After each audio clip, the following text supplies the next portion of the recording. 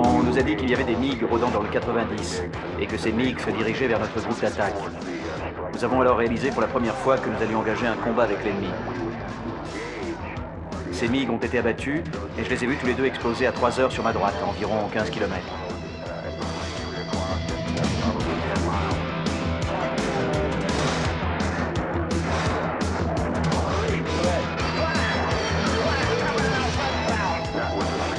Ça a été un événement déterminant de voir ces appareils réellement exploser dans les airs. À en juger par la taille des explosions, les pilotes n'ont pas dû réussir à s'éjecter.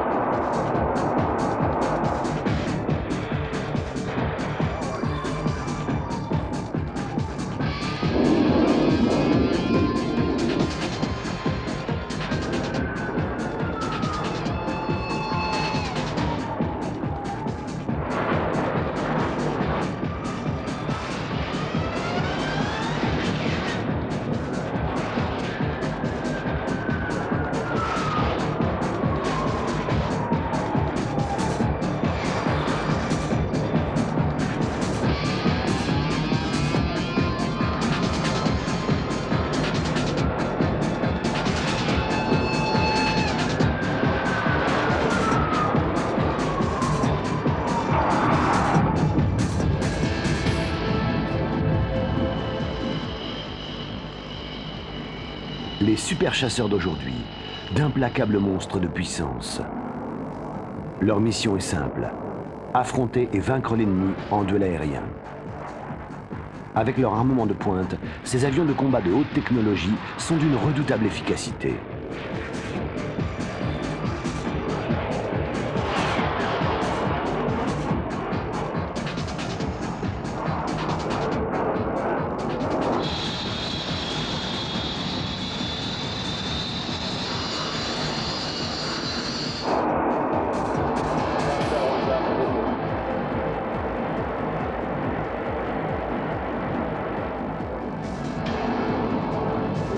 Les super chasseurs modernes, comme le F-15 Eagle, le Su-27 Flanker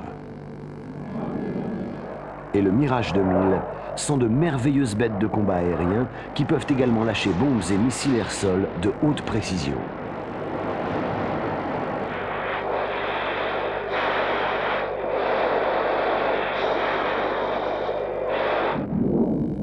Pourtant, ces appareils seront bientôt éclipsés par les incroyables machines qui vont voir le jour dès le début du XXIe siècle. Le F-22 américain, le Rafale français, le Gripen suédois et l'Eurofighter 2000 européen sont d'une maniabilité stupéfiante. Ils bénéficient d'une technologie exceptionnelle.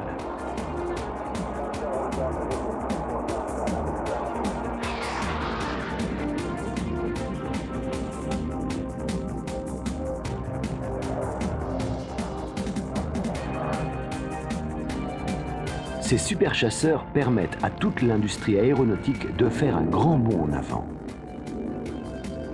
La maniabilité des super chasseurs, clé de l'issue des combats aériens des années 90, est largement apportée à l'actif de l'informatique.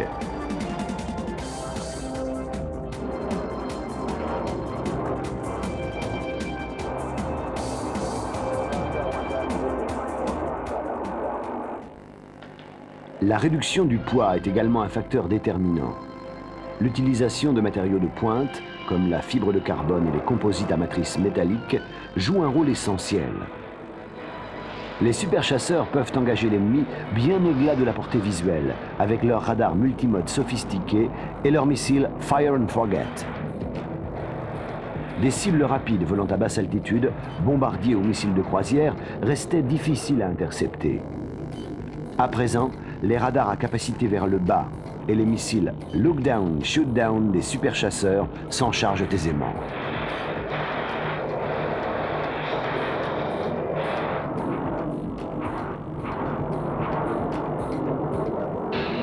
Le McDonnell Douglas F-15 Eagle est depuis longtemps le super chasseur du monde occidental le plus performant. Le Eagle remplaça le célèbre F-4 Phantom qui se mesurait au MiG dans le ciel vietnamien.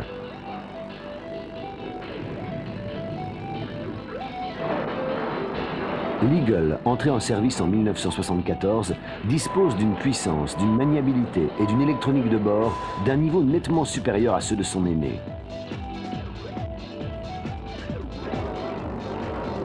Israël, l'Arabie Saoudite et le Japon sont également équipés de cet appareil.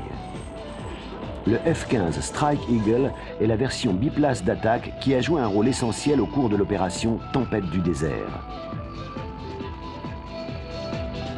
Pour les interceptions, le Eagle est armé de 4 AIM-7 Sparrow de portée intermédiaire. Ces missiles RR sont semi-actifs. Il est donc nécessaire que leur cible soit éclairée par le radar de l'Eagle pendant toute la durée de l'engagement. Pour le combat rapproché, au canon interne de 20 mm viennent s'ajouter 4 missiles AIM-9 Sidewinder. Les F-15 israéliens sont armés de leurs propres missiles RR, Shafir et Python. Le top de l'armement qui équipe le F-15 est le missile RR de type Fire and Forget AIM-120 AMRAAM à radar actif. Le chasseur peut rompre l'engagement immédiatement après le lancement du missile qui se dirige automatiquement vers sa cible avec l'aide de son propre radar actif. Au cours d'un combat, les données concernant la position de la cible passent du calculateur de conduite de tir du F-15 au système de guidage inertiel de l'AMRAAM. Au moment où le missile accroche son objectif, il est largué et se dirige vers le point d'impact prévu. L'avion peut alors immédiatement décrocher. L'AMRAAM possède une vitesse supérieure à Mach 4 et une portée d'environ 50 km. Il est pratiquement impossible de l'arrêter. Ces différents armements, associés à un excellent radar, l'APG-63, et à une extrême maniabilité, constituent un cocktail idéal qui s'est révélé invulnérable au combat. Pendant l'opération Tempête du désert, les F-15 américains et saoudiens ont remporté 35 des 41 victoires de la coalition. Les Eagles ont également fait preuve de leur supériorité entre les mains des pilotes israéliens dès 1977. En 1982, au Liban, les F-15 israéliens ont abattu 40 chasseurs syriens sans essuyer la moindre perte. La plupart de leurs opposants étaient des MiG-21, des MiG-23 et des MiG-25 volant à haute altitude.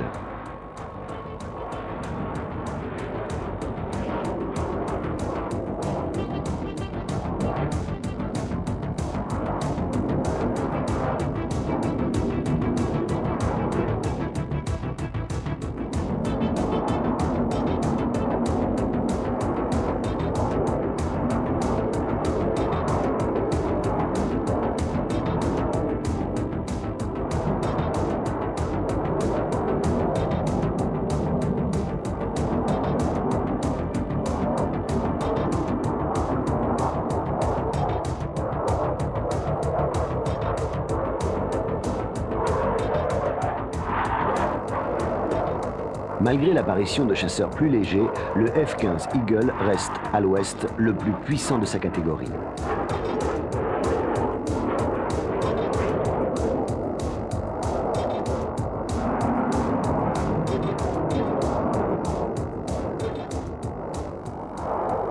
Mais cet avantage est remis en question par les nouveaux appareils de l'ex-Union soviétique. Ces superchasseurs ont radicalement modifié l'opinion des spécialistes de l'OTAN qui sous-estimaient la qualité des chasseurs soviétiques. Rapide, lourdement armé et d'une maniabilité extrême, le puissant Sukhoi Su-27 Flanker a fixé les nouveaux standards des chasseurs contemporains.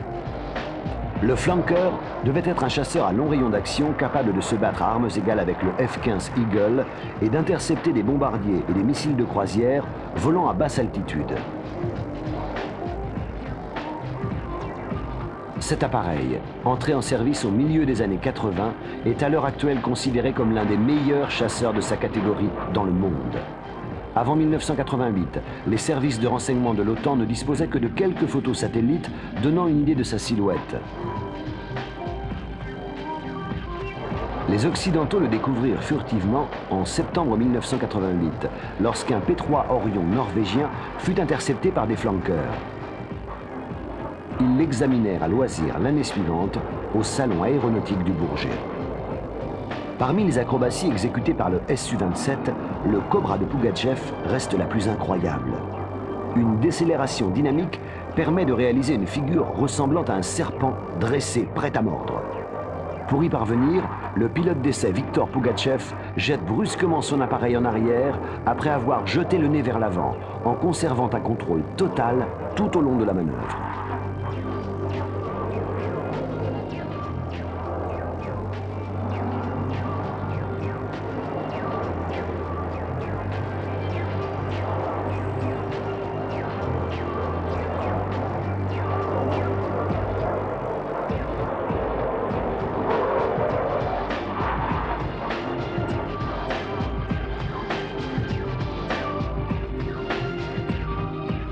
Une version navale du flanker, le Su-33, est en service au sein de l'aéronautique navale russe.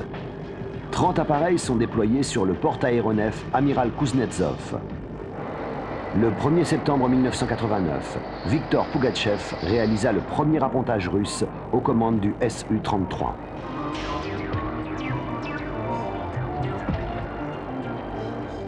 Le flanker transporte 10 missiles RR, parmi lesquels les R-27 à portée intermédiaire et les R-73 à courte portée.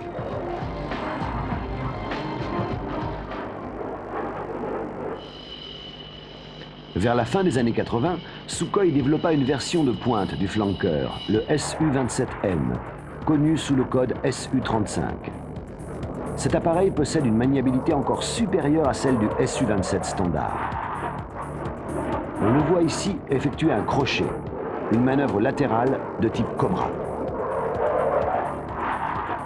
Cet appareil possède un empennage canard actif, un système de commande fly-by-wire inédit, des turboréacteurs plus performants, des systèmes de contre-mesures électroniques plus efficaces et un cockpit high-tech. Ici, nous voyons la fameuse glissade sur la queue.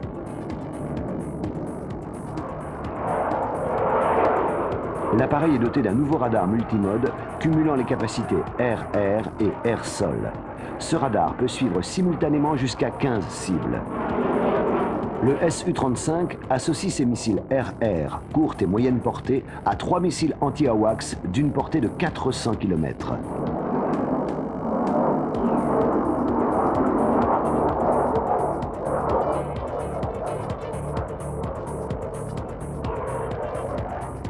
Le Su-32FN, autre version améliorée du flanker, est une version d'attaque à long rayon d'action, comparable au F-15 américain.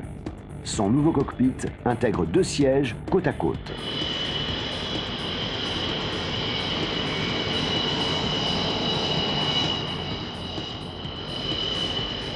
Le Mikoyan MiG-29 Full Chrome est le partenaire du flanker au sein de l'aviation russe. Il fait la preuve que l'aéronautique russe a égalé, sinon parfois dépassé, sa concurrence occidentale. Par exemple, le missile RR R-73 Archer semble beaucoup plus agile que le Sidewinder américain. Entré en service au milieu des années 80, le Fulcrum possède, entre autres caractéristiques, un système de recherche et de suivi infrarouge pour la détection passive des cibles et un viseur intégré au casque du pilote. Les performances du MiG-29 et sa maniabilité sont comparables aux prouesses du F-16, du F-18 et du Mirage 2000. En revanche, son équipement est globalement moins sophistiqué. Sa maniabilité est stupéfiante. Il peut exécuter des manœuvres, comme celle du Cobra, totalement hors de portée de ses rivaux.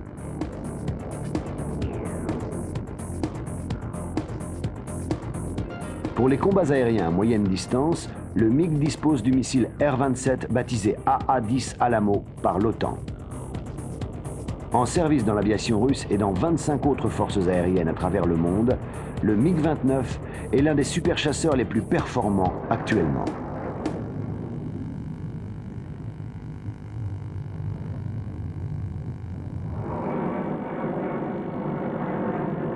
Mis au point à la fin des années 60, le F-14 Tomcat est l'un des meilleurs intercepteurs à long rayon d'action du monde depuis plus de 20 ans. Il a été conçu pour protéger les porte-avions géants de l'US Navy. Cet appareil présente une association inégalée radar-armement. Son radar AWG-9 peut détecter jusqu'à 24 cibles à la fois et en engager simultanément 6. Son armement principal est constitué de 6 missiles AIM-54 Phoenix d'une portée record d'environ 150 km. À 2 reprises, au cours de combats aériens réels, le Tomcat à géométrie variable s'est montré implacable à courte distance. En 1981, 2 Sukhoi Su-22 libyens ont fait les frais de ses performances. En 1989, 2 MiG libyens furent à nouveau les victimes du Tomcat. Au cours de l'opération Tempête du désert, des chasseurs irakiens renoncèrent à affronter les Tomcats et préférèrent rebrousser chemin.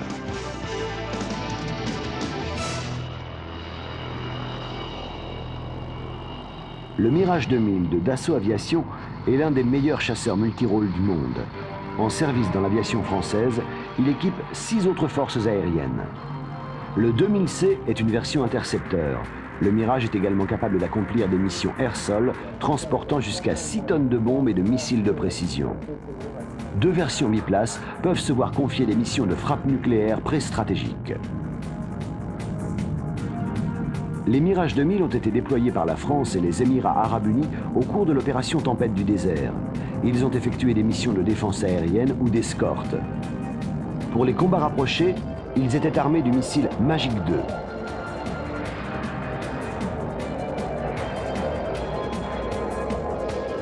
La version la plus récente, le 2000-5, intègre le nouveau radar RDY, le missile RR Matra Mika, un cockpit high-tech et un système de contre-mesure plus perfectionné. Lors de leur dernier déploiement en date, sous l'égide des Nations Unies, les Mirages ont effectué des missions dans le ciel de l'ex-Yougoslavie.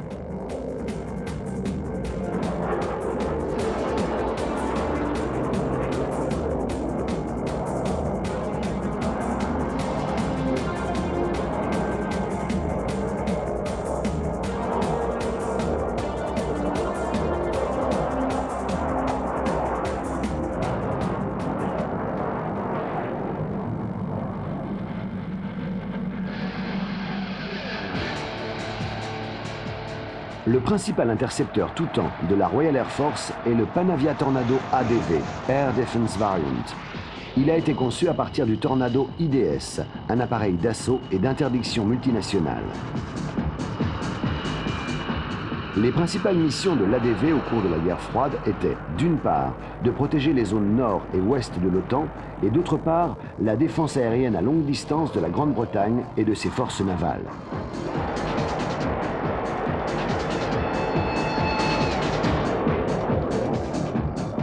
L'ADV est entré en service en 1985. 24 ADV ont été vendus à l'aviation saoudienne.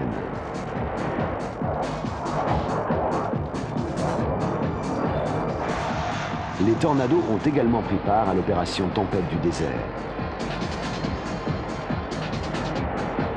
Les forces aériennes italiennes ont opté pour cet appareil. Une formule du type location-bail met à la disposition de l'Italie 24 Tornados de la RAF. L'ADV est un des avions de combat les plus rapides du monde à basse altitude. Il atteint 1480 km/h à 600 mètres.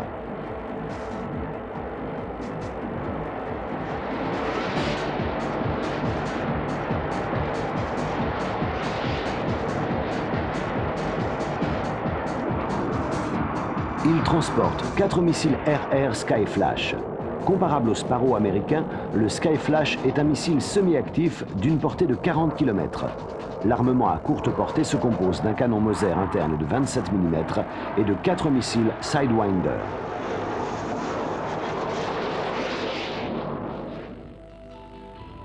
Parmi la nouvelle génération, l'Eurofighter EFA 2000 est développé conjointement par le Royaume-Uni, l'Allemagne, l'Italie et l'Espagne.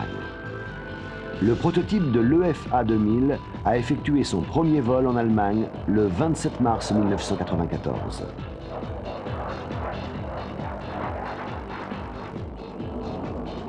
L'FA-2000 est un chasseur de supériorité aérienne supersonique d'une extrême maniabilité. Il est destiné au combat hors de portée visuelle, au combat rapproché et accessoirement à l'attaque au sol. Il est doté d'une cellule en alliage aluminium-lithium, d'un design aérodynamique déséquilibré doté de dérive canard actif et d'un système de commande de vol fly-by-wire digital. Les composants de l'EFA-2000 sont de fabrication multinationale, les moteurs Eurojet EJ200, le radar ECA-90 et le système de recherche et de suivi infrarouge. Le superchasseur suédois le plus récent est le JAS-39 Gripen, conçu par Saab. Il a volé pour la première fois le 9 décembre 1988. On voit ici le Gripen accompagné du Viggen qu'il va bientôt remplacer. Le Gripen est avant tout un intercepteur. Il disposera pourtant d'une importante capacité d'attaque au sol. Il sera équipé des armements intelligents les plus récents, comme l'AMRAAM, le missile antinavire RBS-151 de portée intermédiaire, et la DWS-39, une bombe à fragmentation de 650 kg. Les forces aériennes suédoises ont pris possession du premier appareil de série en 1993. Il sera opérationnel en 1997.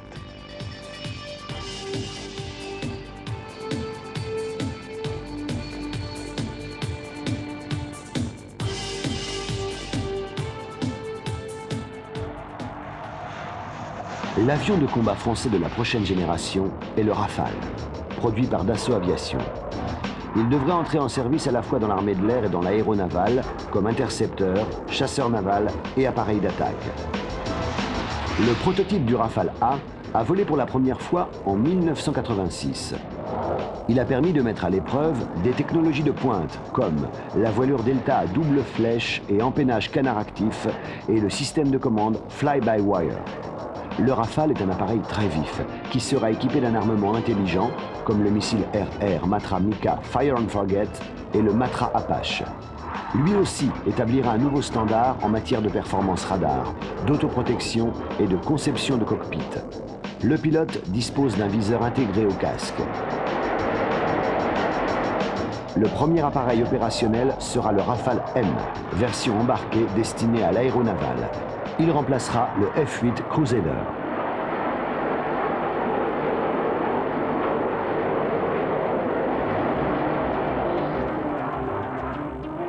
Le superchasseur le plus performant du monde sera sans conteste le Lockheed Martin Boeing F-22, conçu pour devenir le futur chasseur de supériorité aérienne de l'US Air Force en lieu et place du F-15 Eagle.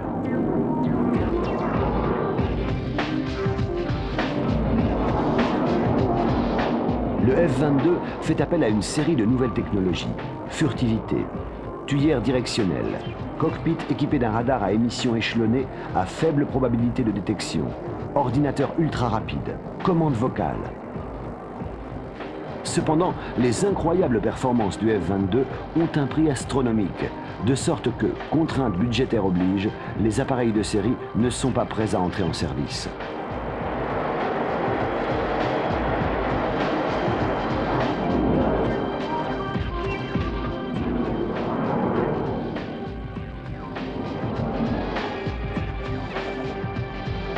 Grâce à une série de manœuvres à couper le souffle, l'avion expérimental Rockwell Dasa X-31 est sans doute l'appareil qui fit la plus forte impression à Paris en 1995.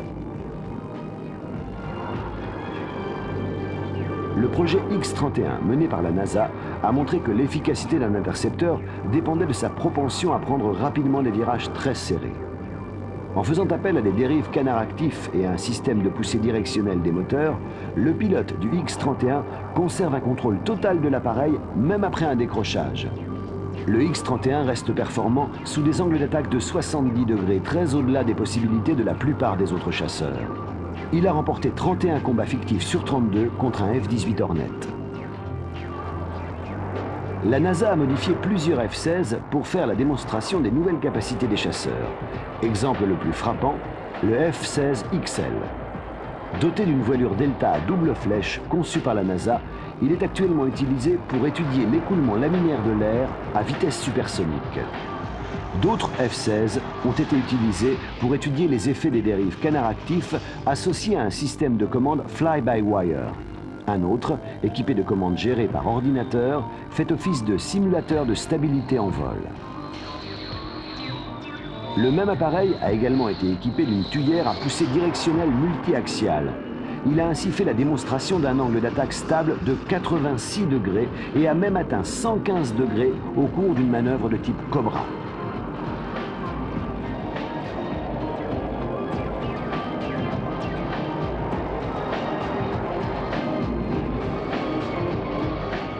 Le FA-18 Hornet a été modifié par la NASA pour donner la version ARV, High Alpha Research Vehicle, afin d'étudier l'écoulement de l'air quand l'angle d'attaque est important.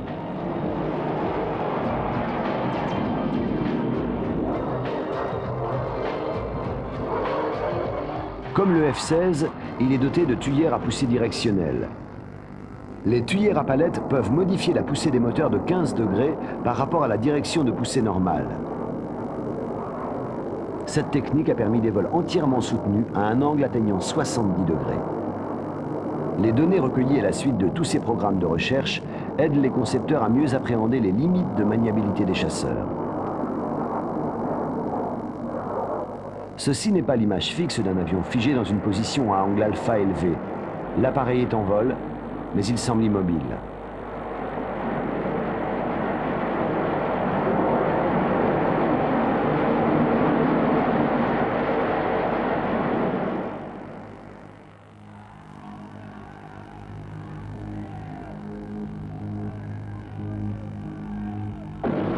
Août 1990, l'Irak envahit le Koweït.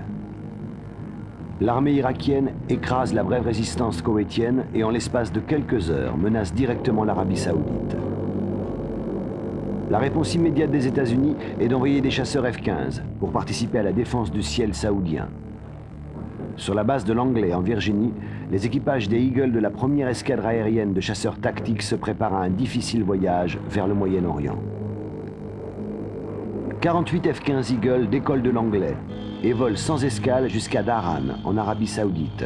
C'est le plus long déploiement opérationnel de chasseurs de l'histoire. Les vols durent entre 14 et 17 heures. Le lieutenant-colonel Donald Klein commande le 71e Squadron de chasseurs tactiques, une unité appartenant à la première Tactical Fighter Wing. Je commande le plus ancien squadron de chasseurs de l'US Air Force. Au moment où les Irakiens amassaient leurs troupes à la frontière koweïtienne, nous avons été placés en alerte rouge. Le 7 août, le 71e prenait l'air le premier avec 24 F-15. Nous avons volé non-stop depuis Langley en 6 groupes de 4 appareils. Il nous a fallu 14 heures ou 14h30. Je crois que nous avons ravitaillé 9 fois en vol. Ce n'était pas vraiment nécessaire, mais à chaque fois qu'on traverse un océan, il est bon de disposer d'un maximum de carburant pour pouvoir se dérouter le cas échéant. Il nous restait d'ailleurs du kérosène lorsque nous avons atterri. Nous ne savions pas du tout ce qui nous attendait. Notre plan d'urgence stipulait que nous devions être prêts à nous battre si nécessaire sur le chemin de notre base saoudienne. Nous avions notre armement complet avec 4 Sidewinder, 4 Sparrow et le canon chargé à bloc. Heureusement, nous n'avons pas eu à nous battre avant d'arriver à Dhahran. Mon unité a eu droit à une journée au sol le 10 août pour récupérer. Le lendemain, nous avons décollé. Nous étions totalement opérationnels.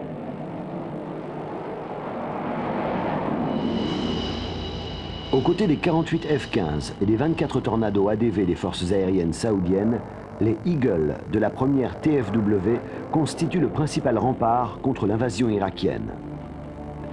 L'arrivée des forces terrestres se fait tout d'abord au goutte-à-goutte, puis augmente très rapidement pour devenir un énorme flux d'hommes, d'armements et de matériel réunis sous la bannière de l'opération Tempête du désert. Les F-15 armés à bloc effectuent des patrouilles aériennes de combat 24 heures sur 24 le long de la frontière avec le Koweït.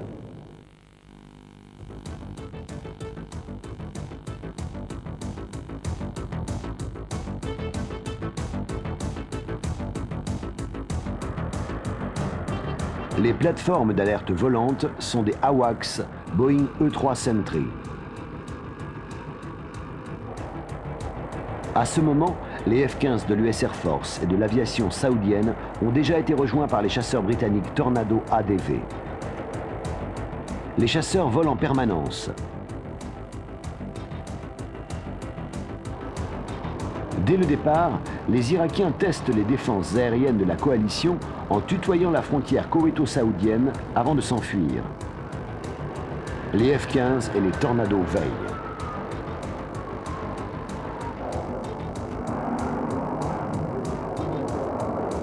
Les patrouilles aériennes de type défensif deviennent routinières. Chaque mission suit un itinéraire en boucle et dure jusqu'à 3 heures, ravitaillement en vol compris. Les équipages peaufinent leurs entraînements aux manœuvres aériennes de combat.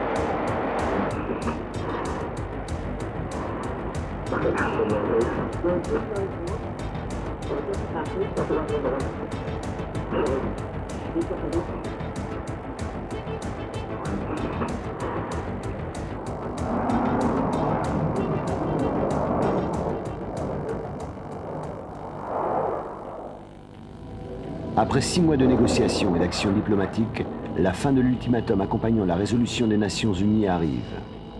L'opération Tempête du désert est déclenchée.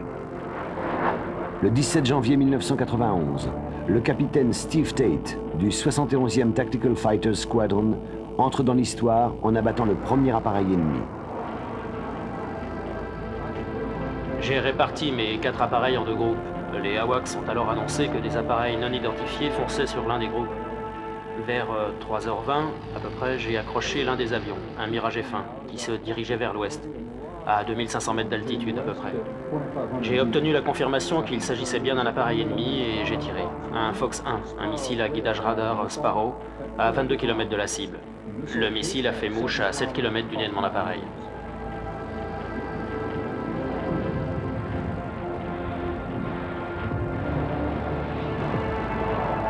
Le capitaine Anthony Schiavi volait avec la 33e Tactical Fighters Wing, l'unité la plus couronnée de succès durant cette opération Tempête du désert. Il raconte une mission qui se déroula un peu plus tard. Nous étions chargés d'une mission de protection. Il s'agissait d'une patrouille aérienne de combat HAV, High Value Asset. Nous appelons ces missions des AVCAP, une mission de protection d'un appareil de haute valeur. L'appareil en question était un AWACS. À ce moment-là, nous obtenions des résultats si positifs en combat aérien qu'il y avait beaucoup de souplesse. Nous avions un AWACS dans la zone orientale, centrale et occidentale du théâtre des opérations. Nous volions en patrouille de combat depuis environ 1h30. Nous nous trouvions à 130 ou 150 km des bases H2 et H3 près de la frontière jordanienne, quand l'un des opérateurs de l'AWACS a annoncé « Hey, il y a des appareils ennemis qui décollent de H2, tout un groupe. Ils font route vers le nord-est, chargez-vous d'eux. » Dans un F-15, la puissance de feu est impressionnante. Quand vous êtes aux commandes de l'un des 4 F-15 de front qui foncent vers un objectif, vous avez toutes les chances de revenir victorieux. Donc, notre stratégie consiste à garder en permanence nos appareils groupés afin de concentrer notre puissance de feu.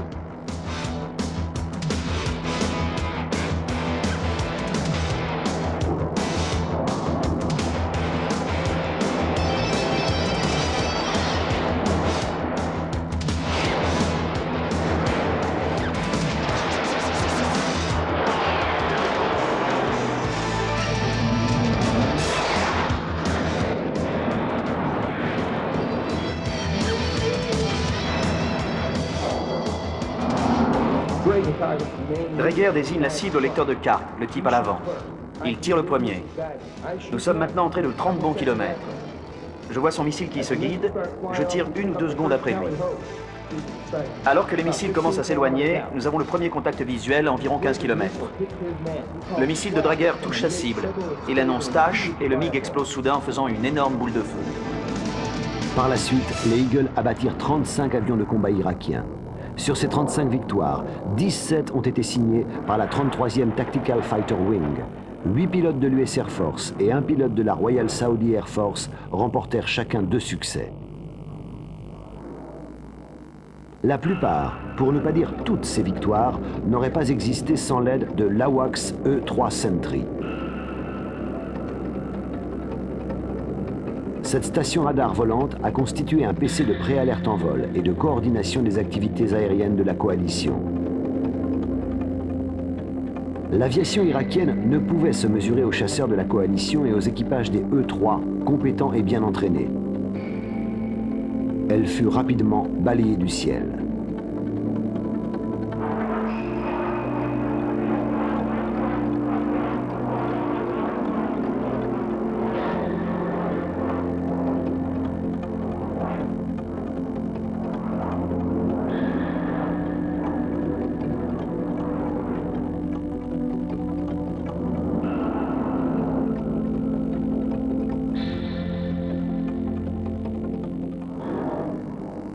Mais les F-15 basés au sol ne sont pas les seuls super chasseurs engagés dans les combats. Le Grumman F-14 Tomcat a aussi prouvé son efficacité.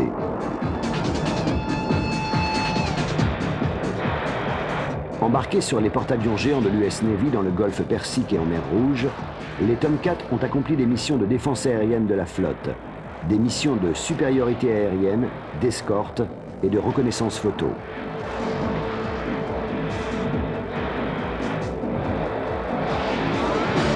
Quand les chasseurs irakiens détectaient leur arrivée, ils préféraient rebrousser chemin.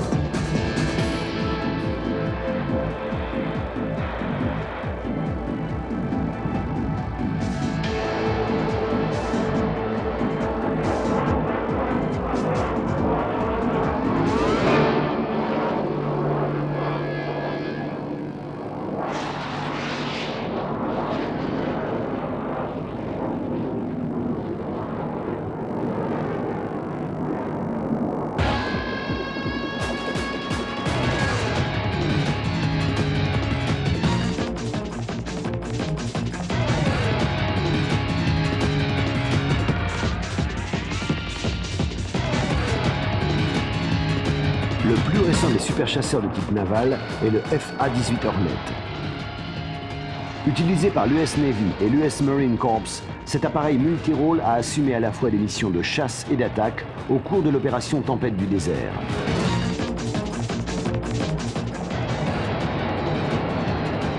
Le Hornet a enregistré 2 victoires le premier jour des hostilités aériennes.